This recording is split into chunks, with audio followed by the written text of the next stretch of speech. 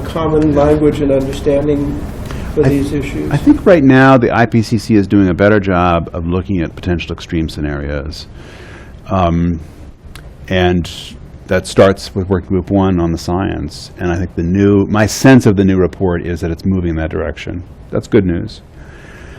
The real problems, in my view, relate to how the IPCC deals then with synergistic actions in extreme scenarios and how they interface with socioeconomic issues. Why do we care about that?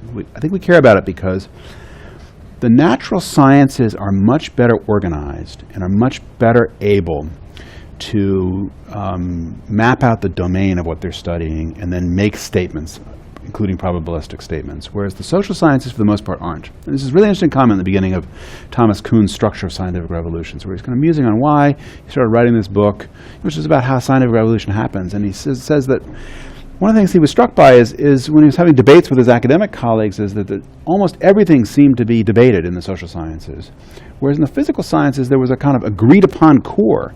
And then the progress in science was modifying the core at the margin until you have a revolution, and that changes the core. Whereas the social sciences, outside of economics, nobody agrees on the core.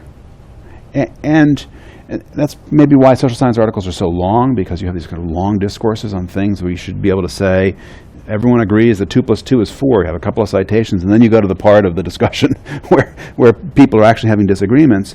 But we go back and we relitigate the core in the rest of the social sciences to a much greater degree. I've watched in the IPCC that creates big problems in the IPCC because we don't know how to structure statements where people don't agree on what the core is. We don't know how to structure probabilistic statements or statements about uncertainty and outcomes and so on.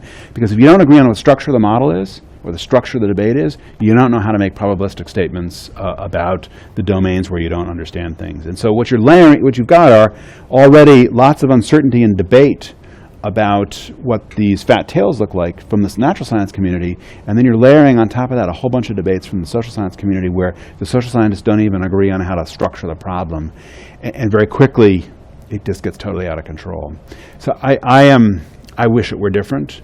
I have grown more skeptical that for those kinds of problems, the more consensus-oriented style of the IPCC is viable. That's an interesting remark.